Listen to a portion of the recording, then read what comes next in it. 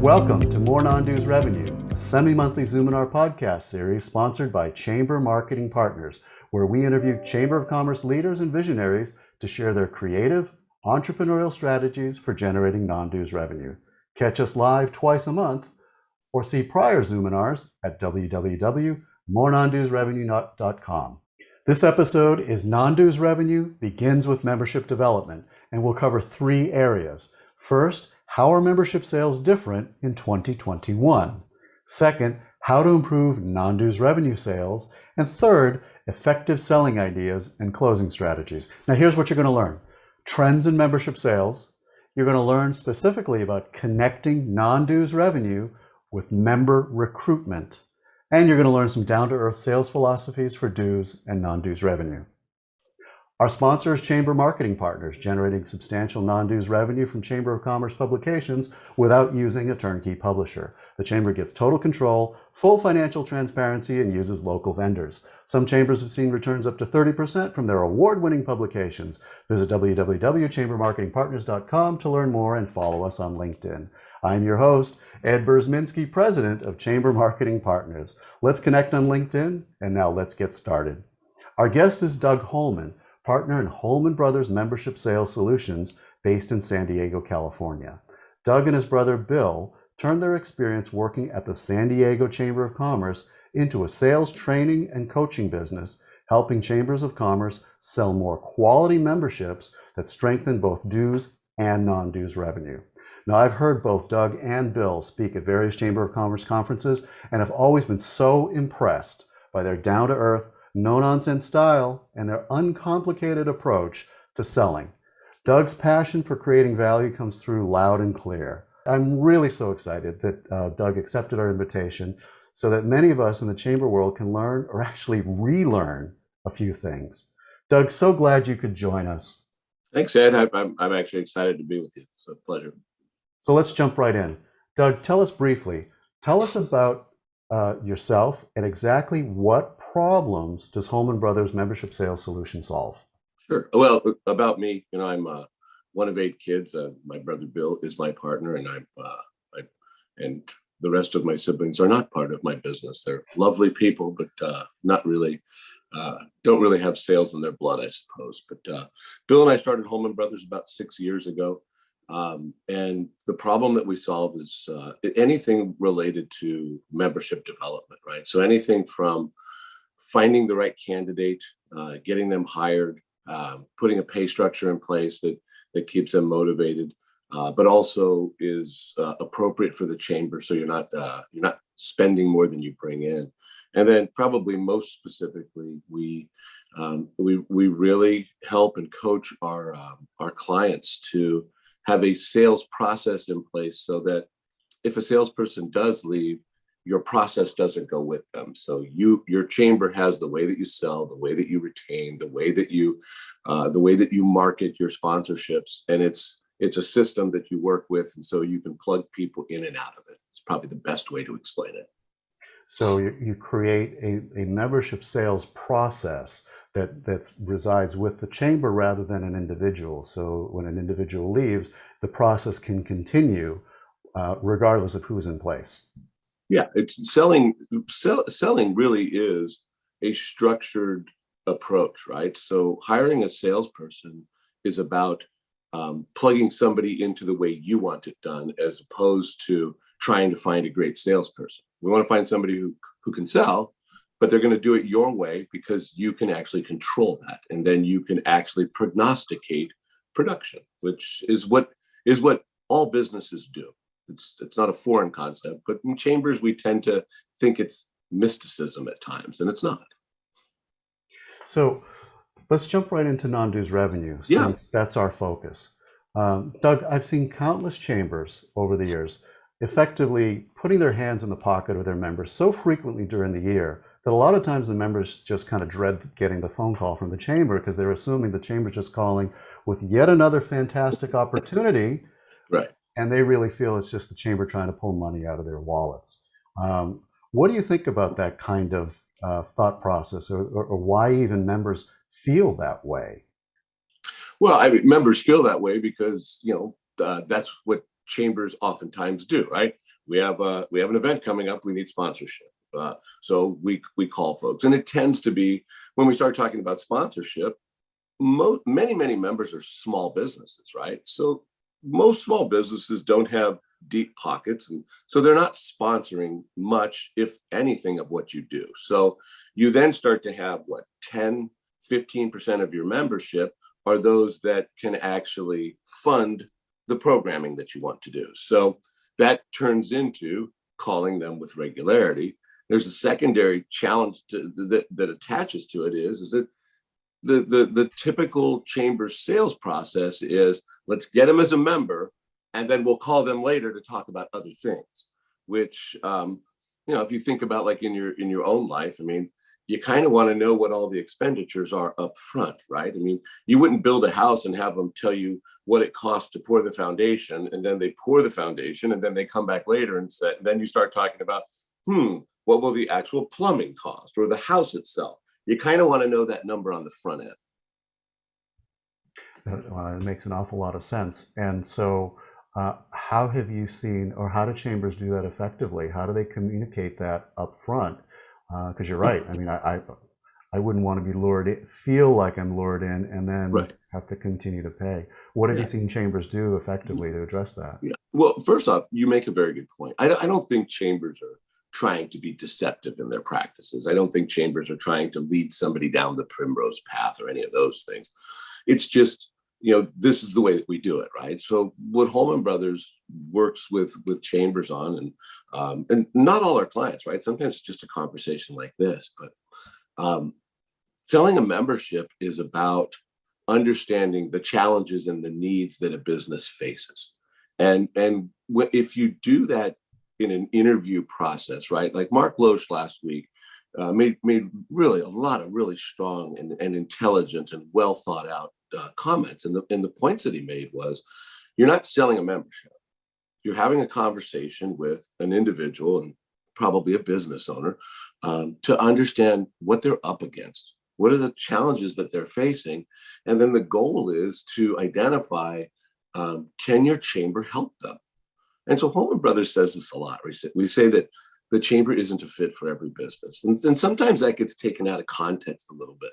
And again, Mark addresses too. It's sometimes the timing's wrong, right? I mean, they haven't been in business long enough, or there's something else that's more prescient for them to address, and your chamber can't assist them with it. So when we speak with chambers and we speak with our clients specifically, we talk about identifying what are they up against. And then that's how you can start. If you start to think about your chamber as a multitude of options, right? So for example, what you do, like your program for putting together advertising opportunities, right? Or visibility, we would say, and some people say exposure. But the reality is that your program is exactly the way it should be set up. Because from my end on the sales side, I want a salesperson to be interviewing somebody and all of a sudden realize they need credibility, right? They need their name seen by people as mattering.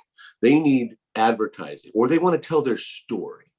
And so the way that your program is set up, my salesperson can actually, in recruiting somebody, learn that they need this, and we can put together maybe we call it a mini package or a bundle. They can bundle advertising, membership, and maybe even a small sponsorship or a tabletop or something, and create that in one ask, covering things for the whole year. That now set up, I now have reasons to call Ed throughout the year, right? To make sure that the advertising is good, to make sure that they're ready for the tabletop. Does that make sense? Yeah, it does. But how do you suggest a membership salesperson do that? Is it a one call? Is it a development process? Is it asking a bunch of questions? It sounds time consuming. Well, it is time consuming in the sense that we're taking the time to get to know the individual and their business and how the chamber can help them, right? Mm-hmm. So that takes longer than if we just try and say, do you want to join? Here's what it is. And then we later on, we'll find out if they need advertising, or after that, we'll find out if they want to participate in the golf tournament or anything else. So yeah, on the front end, it does take a bit longer to really learn about a business and get them engaged in your chamber. But if we really look at it, just holistically, right? We look at your entire operation. The goal isn't to sell memberships. The goal is to bring in long-term members. So if on the front end, we spend more time learning about them and provide the right information and we put them in the right places, then when we call them throughout the year, we're fulfilling our promises instead of what you opened with, calling and asking for more money. That's the worst thing you want to do. You want to make somebody happy. Don't call them and keep asking them for money. Call them and provide service. So it sounds like it's not a one-call close. It Correct. Sounds like it's a development process. It's getting to know the prospect over time, right? Asking pointed questions, and I'm just kind of making an assumption here, not a pitch, but learning about what's important for them. Right. Yeah. It's so I've been in sales basically my whole life, right? I mean, from the time I was 16, I sold the Los Angeles Times door to door in San Diego, right? And I've had other sales jobs as well. So oftentimes we all have like a little black spot in the back of our head where it's like, oh, sales. We all kind of cringe when you get to talk to a salesperson, right? We work with our clients to make sure that their membership development folks are business consultants. Your job is to consult a business, understand them, and point them in the right direction of how they can look at and address their problems. In the past, you and I have talked about needs-based and royalty-based benefits in the sales process. Yeah. Can you explain the two of those and how do you effectively use each one of those in the sales process? Yeah, I'm glad you brought that up. It really, there's a key distinction in this, right? So if we look at if we talk about needs-based, because I just did, right? So needs-based, like I mentioned with advertising, if advertising is appropriate for the prospect who ideally will become a member, then we're selling them sponsorship. We're selling them advertising based on having learned that they need to get the word out, right? That they need more visibility. And so that's definitely needs-based, right? They say, not too many people know who we are. And then we go, okay, well, here's how I can help you with that. When we talk about royalty-based, oftentimes royalty-based is really the chamber receiving an override if we get businesses to use a particular product or service, right? So probably the most known type of benefit like that is going to be like an Office Depot or an Office Max program, right? Well, anybody listening on this, when's the last time you spoke to somebody about membership and the thing that closed the deal was, I can get a discount at Office Depot? It doesn't close a sale, right? However, when you have programs like that and you get members enrolled, and that's the key thing, you have to enroll them. So that becomes your service component. So when you're wondering throughout the year, why should I call Ed? And you go, well, I wonder if he signed up for Office Depot. Or I wonder if he signed up for our mobile phone plan. Right? So you call and say, hey, Ed, I was looking and I'm not sure if I mentioned this to you and I don't see that you're enrolled in the program. And you go, well, what program? I say the Office Depot program. You could be saving 15, 20%. And then you go, didn't know you had it. And then I say, and this is the key thing, I don't say, oh, well, go to my website and sign up. I say, well, hey, do you have a couple minutes? I can take the information for you. Let me sign you up. And so those royalty-based become opportunities to call and show the member that you thought about them, you believe it will help them, and then you're going to do the work. So remember it like this. Don't give homework assignments. Do the work for them. That brings up something that by the way, I've been a member of the Office Depot program through the Los Angeles Chamber of Commerce for about 11 years. When I joined, and Pat probably signed you up. Pat signed you up, right? Who's been there for 40 years. Yes, and I've benefited from that program for all that time. But it wasn't the reason I joined. I was happy to have it, and I continue to use it to this day because I like the little benefits. But there was a chamber here in California, a relatively small chamber, that they were using the benefits of Chamber Master, and I guess now all the other ones do this too, where you can populate your profile. Well, the chamber, it was a smaller chamber, so the chamber CEO would gather the information for that business she was signing up, or even prior to signing them up, and she would populate the information into the Chamber Master profile for that business, so that business wouldn't have to. And then she would send them the link and say, why don't you update this to what you feel is best. So she did the homework for them. It was a lot of extra effort, but she said her retention was a lot higher Absolutely. than had she not done that. Yeah. I think this is a good term for people to maybe grab onto. And whenever you bring on a new member, the next step in your process is what I call benefit fulfillment. You made promises. There's benefits that they want, and then there's benefits they need to know about, because we can't tell them about everything on the front end, right? Some of, like these savings programs, we're going to tell them about it over time. But benefit fulfillment is really what retention should be called. I think retention is a foul sounding word, right? We retain our members. Think about that. It's cringy. But if we fulfill our promises, or benefit fulfillment, or fulfillment of benefits, anything like that, it puts us in the right frame of mind to what we're actually trying to accomplish when we communicate with our members, right? Be nice, do nice things, help them. That you'll retain a lot more, right? Yeah, and it's a lot less expensive to retain a member than it is to generate a new member. So question for you. Harry Shapiro had a comment. He says he believes the membership investment presentation should show what is included in the costs and what are additional costs, which are non-dues revenue. What are your thoughts about in that presentation? Does a schedule of opportunities throughout the year help? How does that work? Well, I mean, I'd have to talk to Harry a little bit to see what he's saying, but conceptually, my personal belief and my professional belief is that most people don't want to see all the numbers. They don't need it all spelled out for them. They want to know, what am I receiving and why? So what they don't want is for you to throw things in that you never talked about and they don't need. Other than that, we actually work with our clients to put together a bundle, a package that, and it sounds something like this, right? If I've spoken with somebody, I'm now going to make a recommendation on investing in the chamber.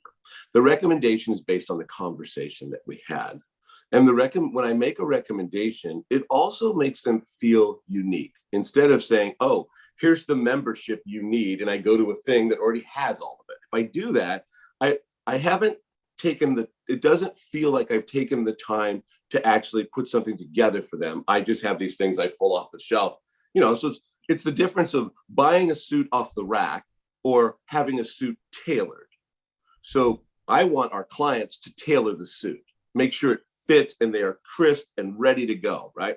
So my recommendation is going to be, hey, based on the 3 problems you shared with me, boom, boom, boom, my recommendation is the investment will be this, and here's the recommended course of action to address those problems. That's what a membership in my mind becomes, is a tailored solution for each member. Well, that makes a lot of sense. And I just get back to time. As a small business owner myself, I get phone calls a lot, generally a lot of emails about, improving your website and that kind of stuff. And I just kind of pass right over it because it's just a pitch. I can help you improve this by 100%. Really, you know nothing about my business. So how can you improve anything about my business? Right. But, as a membership salesperson, you're reaching out, you're making phone calls. In effect, you're dialing for dollars. So what would you suggest somebody, what would be an opening approach, for somebody who's made a cold call? You want to ask these questions, but you haven't developed a relationship with somebody yet. Yeah, there are chamber professionals all across this country who use Holman Brothers system. And here's what it sounds like when Ed answers the phone. It goes like this. Hey, Ed, it's Doug Holman from the Conejo Valley Chamber of Commerce. Boy, I hope I'm not interrupting anything. First thing. And then you say yes or no. And let's say you say, no, I've got some time. I say, hey, I really appreciate that. are you familiar with our organization at all? I'm going to ask you a question. So general knowledge, what do you know? So you're going to tell me something, right? Once you tell me something, then I'm going to say, okay, so clearly you've heard of us. So you're aware that we are a business, we are a membership organization that supports local businesses. Would you mind if I shared why so many businesses have taken an interest in our organization? And then you say, okay. And then I'm going to share 3 problems that I think you have. And reasonably predictable, if you're a small business, you want more customers, you have visibility problems, and credibility is a challenge for you, right? So I'm going to say businesses have found our organization because they're frustrated that they don't have enough people to share their great products and services with. They're sick and tired of not being able to stretch their marketing dollars far enough. And we get an awful lot of folks that come to us because the business down the block who's not nearly as good as them is rated higher by everybody, and they want to change that. I'll say, do any of those things resonate with you, Ed? And then typically they'll say visibility. That's ultimately because they don't want to say I'm not credible, and they don't want to say I don't have any money. So they'll pick visibility, and then we start talking to them about it. And that's where the questions come in next, to learn about why is that a problem? What have you done? What other things could you try? And that's why we have to have a conversation. Because here's the last thing I'll say on this, and this I hope this resonates with everybody. Most of the businesses in your community don't know what you do. So if you don't talk to them and try and explain it to them, they're not going to know what you do. It makes sense. So that's you're approaching a smaller business. Now, question, migrating that to a larger business, to major investor level type business, they're looking for different things. Does the questioning process work the same? I mean, obviously you tweak it a little bit, but is the process somewhat similar? It's almost exact. However, the problems become more along the lines of what a larger business would face, right? So they're sick and tired of legislation, permits, and fees that are hampering their ability to grow. They're sick and tired of being the last person to know, right? So we make it about policy, we make it about ego, right? We make it about, so it's really access, influence, resources. That's what we do with larger businesses. It's more ethereal, right? It's not as, they don't have a problem that's like, they don't have, the big businesses aren't coming to the chamber and saying, hey, can you help me make 5 more sales? They're like, they come and go, I've got a problem. We need a bus stop for our employees to get here, and I can't get one. They come to the chamber, and the chamber starts making some calls and do so. So things like that. Got it. So it's a similar approach. It's just the types of questions are more adapted to what a larger organization's needs are. Larger organization may or may not be so much interested in visibility, although they could, depending on what they're supporting, Sure. But they're more interested in higher level local regional issues that are affecting them on a broader scale than a smaller business deals with. Exactly. Listen, all businesses want visibility in some way, shape, or form. It's just not tantamount oftentimes for a larger business. Yeah. Larger businesses, this is an area where we have significantly changed the game for our clients, because we work with our clients on how to have a conversation with a large business that's about investing into their community, investing into what matters to everybody, as opposed to talking to a big business about a membership or talking to a big business about this perfect sponsorship. We probably don't have a perfect sponsorship for a large business, right? Because they could probably just advertise on radio and spend about the same amount of money and get way more ears. So it's really about larger businesses want the community to be great. Go look at their website. Their website says we support the communities where our employees live, work, and play. Guess what you are, Chamber? You are the community. so they're actually saying, we want to give you money, but you have to speak our language. When you and I talked on the phone last week, you shared with me a story about a chamber CEO's mindset about approaching a major investor, a larger business that was around, that's been a member for a while. and you told me about how you helped him change the mindset about how much of an investment. Do you know which one I'm talking about? Which story I'm talking about? Could you share that? It's actually, and I don't think he would mind if I said his name. It's my friend Joe Unterreiner in Kalispell, Montana. When Joe and I chatted, and we met at a conference and we chatted, and Joe, like so many CEOs in the chamber world, has a dollar amount that this is what I can ask for, right? And it's just kind of because you look at your due schedule and whatever else.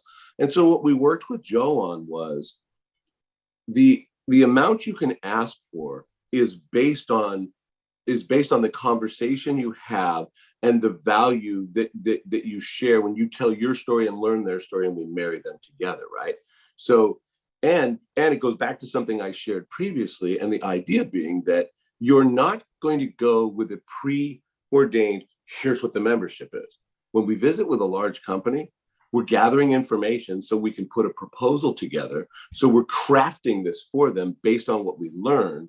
And then our follow-up meeting, when we go through the proposal, the large business actually goes, Ed took the time to go back and think about what we talked about, and he's created these suggestions for what I'm up against. And when you do that, then the CEO actually looks at it and goes, okay, this isn't a cookie cutter. He's actually making recommendations based on me and my business. When you do that, you can start raising the bar of what you ask for, because you're no longer just pulling out a sheet of paper and going, which one do you want? And here's the other thing. Larger businesses don't make decisions the minute you walk in the door. They have a process, and part of their process is a proposal. It's kind of a real world thing. So we're mirroring what they expect. So then you can start asking for more money because you can create that value. What was the end result of that story? The end result was Joe had thought that it was an existing member and dollar amounts don't matter, right? So I'm not going to worry so much about dollar amounts. I'll just say it like this. It was an existing member that he thought he could get them to double their investment because they had a new CEO, they had a new bank president. What Joe did was they raised the investment 9.5 times. Instead of doubled it, they went 9.5 times by having a real conversation and finding out what really mattered to them. That's significant dollars. And so I don't talk about actual dollars because, $5,000 to one chamber might be, oh my God, we got 5,000. And another chamber might go, we got $5,000. Yeah. Just right. So, but it's relative. But the going from double to almost 10 times the original ask, because of the value proposition, because of the custom tailored value proposition. That's huge. And that was the first time they did it. So they weren't even good at it yet.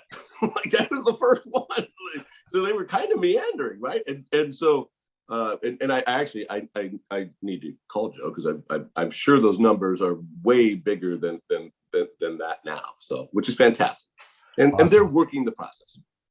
So I want to switch over a little bit to membership sales and this last year. We've all adapted and we've become more creative since COVID-19 hit. How is selling memberships different today than it was, say, a year and a half ago? Yeah, so that's kind of a trick question, and I don't mean that in a bad way, right? So as far as the way that Holman Brothers teaches our clients and coaches our clients, it's not different at all in the sense of follow your process, right? Ask questions, learn about them. The significant change that has happened, and actually our clients are doing really well because they have a process, right? Because what has happened, the significant change, and I'm sure there's many membership folks on this Zoom and are with us right now that get this loud and clear. What they've been accustomed to selling to people, they don't have anymore, right? A networking event, a live networking event where maybe 75 or 100 or 300 people will be there. So that is not on the table in the way that it was. So if your key way of speaking to somebody about joining your chamber was to talk about live events and building relationships through that manner, you're out of business, right? So that's why when I bring it back to, so there has been a significant change, However, if you're accustomed to identifying problems and then connecting chamber solutions to those problems, you're going to sell memberships and you're going to retain memberships because you can fulfill your promise. If your promise is, I've got a great networking event for you to go to, well, where are you doing that? I mean, so where are you sending them? Because most of our clients, if not all of them, they can't do it. Yeah. So that's, to me, that's the significant difference. We have to focus on the value we actually provide and not the venue. So it sounds to me like, for what you're saying, the process is the same. Your questioning, your line of questioning is different. The issues that are affecting a business these days, well, obviously we know businesses are affected so many different ways right now, particularly restaurants and others, asking some strategic questions about what, how. I'm going to throw these off the cuff. You correct me if I'm going in the wrong direction. How are you doing with opening up?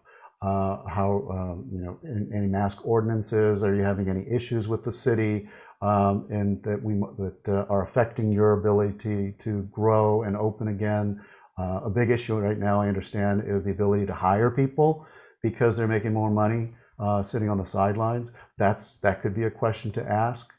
Does that kind of is that going in the right direction? Yeah. Yes. You can say no. No. Any and all of those might be great questions to ask. Here's the key component is, if we have an attorney on this call, they will go, good call, Perry Mason. You're not going to ask anybody a question that you can't answer or solve. So if I can't help you with mask ordinances, I'm not going to bring it up. Because it's just going to lead me down a path of a conversation of something that frustrates you that I can't do anything about. So my questions have to be aligned with what can my organization accomplish, right? So many salespeople in all kinds of industries get themselves in trouble every day by starting to talk about something that they can't deal with. Like here's a perfect example, right? Like salespeople seem to love to ask this question, and when I hear it, I cringe, right? Well, what keeps you up at night? Like, well, what if they say, what if they say Donald Trump or Joe Biden? And I'm like, what am I going to do about that? Yeah. So now I'm way over here, and what I really want to talk to them about is the challenges that I'm pretty sure they have. And if you're a small business, I'm pretty dadgum sure that you have a revenue challenges, you have a visibility problem, and you have credibility problems. So those are the types of questions I'm going to ask. Okay, is that fair? Yeah, makes sense. It helps. Control it. You're right. It helps clarify that line of questioning, so it's not vague, but it's really going at what your organization can do. What are you good at? Yeah. Right. What is your organization good at? And it's okay if you're not good at some things, but my suggestion would be the things you're not good at. Two things. One, the things you're not good at, stop trying to do it, right? If you're not good at it, move on. And then the second thing is that if you're not good at it and you don't do it, don't mention it because you can't do anything anyways. Makes a lot of sense. Yeah, well, we try to actually boil it down to kind of simple, like, what am I supposed to be talking about? In your opinion, what do chambers do well? What's a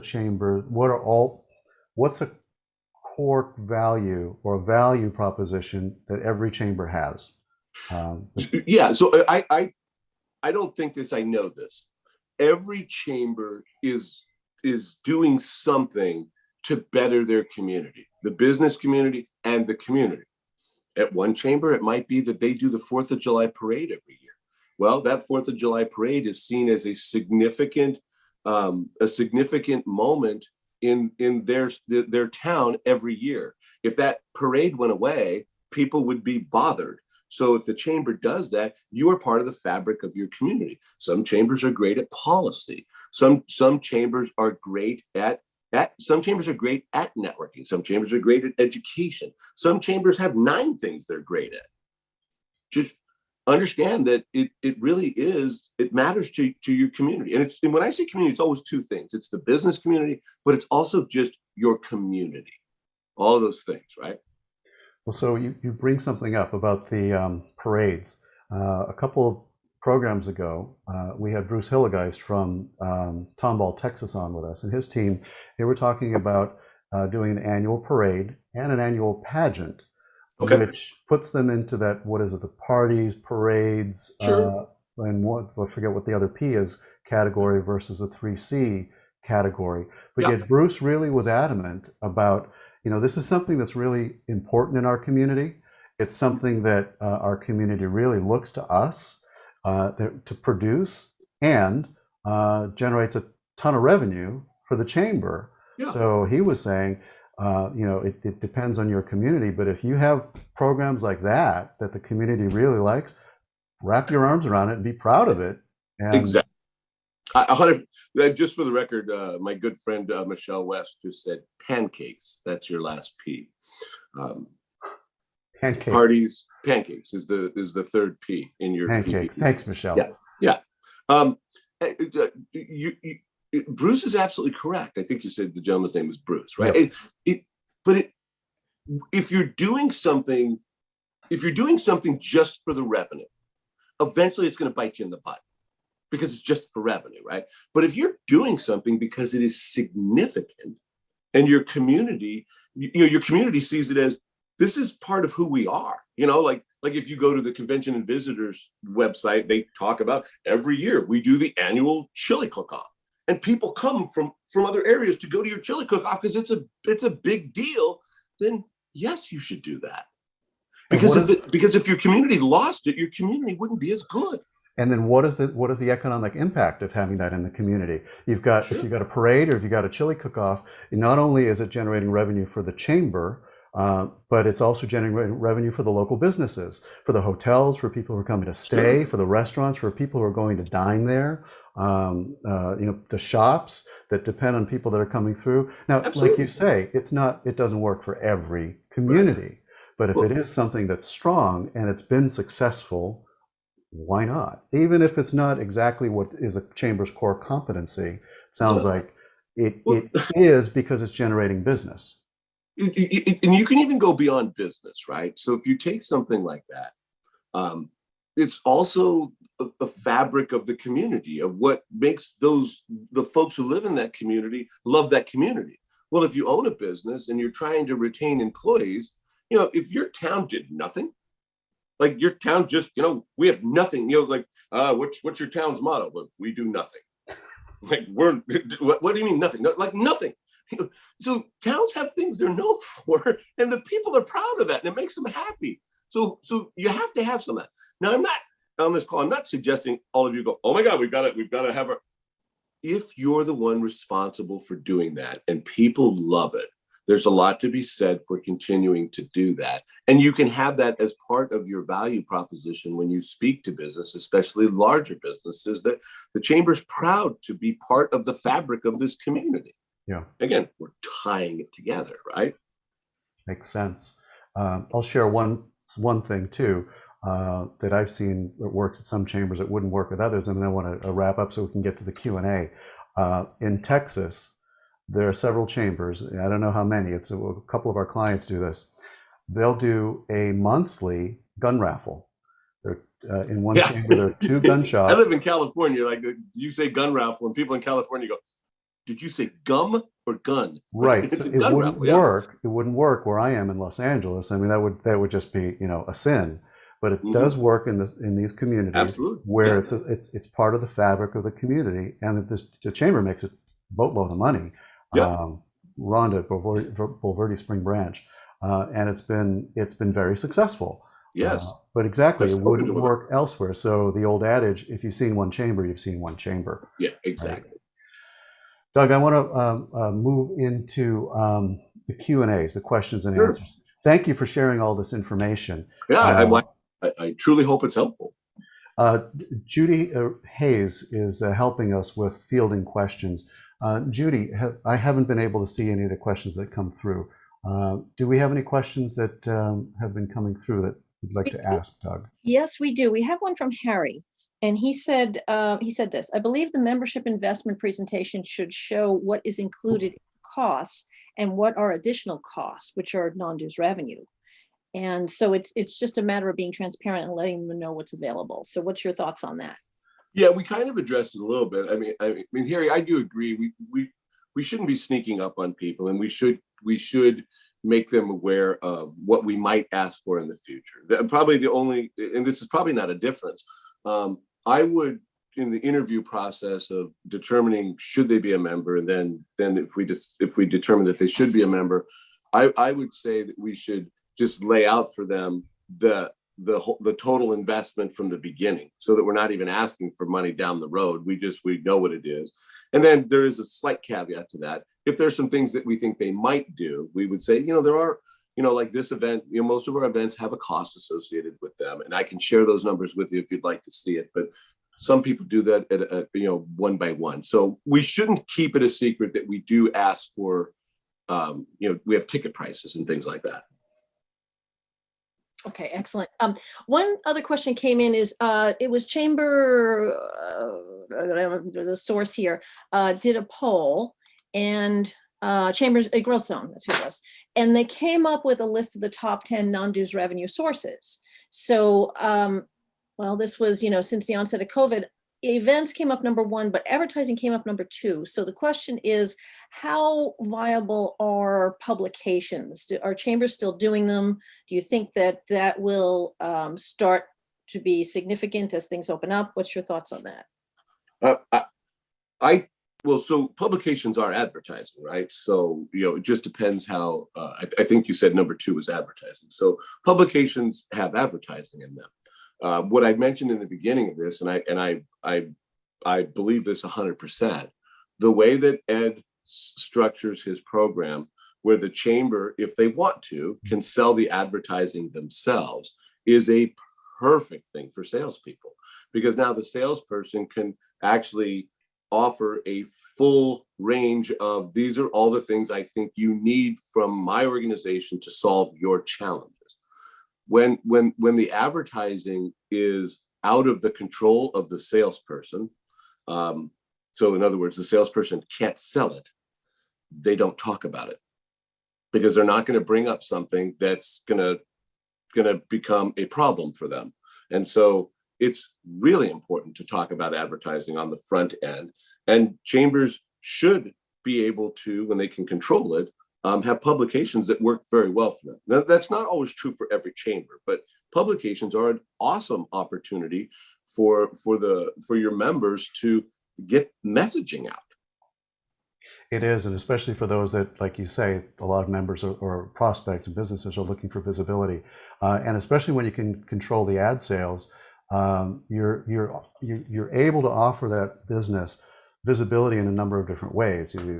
If their budget is whatever it is, $1,000, you can offer them email blasts for instant visibility, ready to buy type visibility. Yep. You can offer them advertising in a publication or online that gives them more branding, which is not ready to buy. It's more, I'm visible among my peers and I'm connecting with a particular audience. So yeah, there are ways that you can change it and structure when you have more control over that. Thank you for mentioning our business. I didn't want to have this be about us and what we do. No, I think we should mention it. Advertising does kind of wrap into that. So. Yeah. Okay, there's another question that came in, and I think I can add something to this. The person said, it's anonymous, they've relied on events, and you mentioned that is a dead end. What are some tips for chambers who have relied upon events for networking to shift from that being the primary value proposition? And, go ahead, Ed, and Doug, if you want to jump in. Yeah, so for one, I would say if you didn't listen to Mark Loesch 2 weeks ago, listen to what he talked about business roundtables, which I think is a good avenue to go down. And Mark knows way more about it than I do, but I loved his concept of trying to get out of the networking, getting out of the networking business to a certain extent, and putting like-minded people and peers together where they can actually help each other on a number of fronts. So that would be one thing. The second thing is, and not to be to be a broken record here, but if you convert your process from selling the sizzle, the event, right, and change your process to speaking with each prospect to understand the challenges as they face them. Then you can align their challenge with a solution from your chamber, right? So if we take networking as an example, somebody wants to network. So, well, why do they want to network?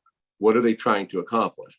Are they trying to meet more people so they can sell to them? Are they trying to find a new employee? Are they trying to market themselves? And then there's numerous other reasons why they might want to network. So if you make your purpose to understand why, what's their why, then you can then align many different things that your chamber does to help address that. Doesn't mean you can totally solve their problem or all their problems, but you can say, look, do you believe that this will help you move in the direction that you want to get to? That's what we do when we talk to somebody about joining the chamber. And you hit on something key there, networking versus selling. There are so many people. I've been in this industry since 1993, and I've been to a lot of breakfasts and mixers and that kind of thing. And there are people who really don't understand. It's not that they're dumb, they just don't understand the difference between networking and selling. And people come to an event and sell and immediately turn people off, because when they're Right. selling, I'll share this one story. It's like seared into my head.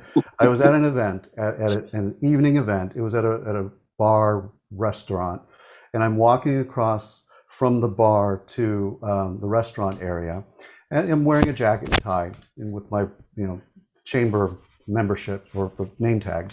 And there's a lady coming across the other direction, and she's coming up to me and she's saying, "Oh, you're with the chamber here too?"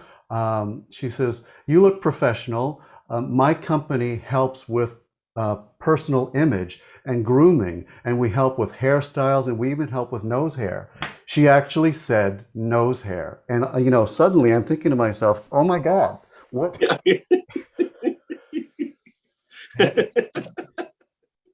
Teaching, maybe having a program, the difference between selling and networking and when it's appropriate. Right. So I explain it like this, Ed, when we talk about selling and networking. The networking is first impressions. Networking is marketing yourself, right? Networking is putting a face and a name and an image in front of other people. So networking is never selling. Selling is a completely, so you network in order to just see if somebody might talk to you in the future. And then that opens up your opportunity to sell. If you lead with selling in a networking environment, don't go. You're literally wasting your time. And I'll add to that networking is about learning about other people's businesses. A real good question that I've learned to ask is, what does an ideal client look like for you? Listen to what they say and file that away. By the way, there is one exception to the rule. There is one person, one type of business that can actually go to a networking event and sell. You know what it is? What? Girl Scout cookies. If you show up and you sell Girl Scout cookies, you can sell, because everyone goes, "Oh my God, do you have any Thin Mints?" Right? So that's the only one. The rest are all out. Okay. Sounds good. One last comment here. Somebody said, Marcelinda Williams, I'm not sure which chamber you're from, but you said you've had a huge increase in requests for tourism-related materials. So that's fantastic news. And everyone, I just want to let you know, I put a link to Mark Losh's episode in the chat there if you want to grab it. Perfect. Yep. And this webinar, or Zoominar, will be on morenonnewsrevenue.com tomorrow, and that's where all the previous, and Mark Losh is on there as well. It's morenonnewsrevenue.com, hosted on Chamber Marketing Partners. But Doug, I want to thank you. This has been a great conversation. It's been my pleasure. And I do want to share that Holman Brothers on Thursday, May 20th at 11 a.m. Pacific time is doing a webinar on member recruiting voicemails, your ultimate step-by-step guide. And that's at holmanbros.com/webinars. I'm Ed Burzminski for Chamber Marketing Partners. Let's connect on LinkedIn, and let's supercharge the non-dues revenue from your publications. If you found value in this episode of More Non-Dues Revenue, then subscribe to the videos on YouTube, listen to the podcast on Apple, Google, and Spotify, among others, or visit moreNonDuesRevenue.com. Stay relevant and keep on making a difference in your businesses, for your businesses and your community. Onward and upward, everybody. Thanks for joining us. Are any of these things true at your chamber? Has the board ever said, you've got to take the directory in-house? Do staff sometimes say, we should really just do this directory ourselves? Are turnkey publishers giving you grief? Or could your in-house publishing perform better? We're Chamber Marketing Partners, and we turn the royalty around. Your members pay the Chamber directly for advertising in their publications. We manage the project for a chamber, just like a general contractor manages building a house for you. We manage putting a business directory, community guide, relocation guide, visitor's guide, map together for you as an in-house project. We're Chamber Marketing Partners, www.chambermarketingpartners.com.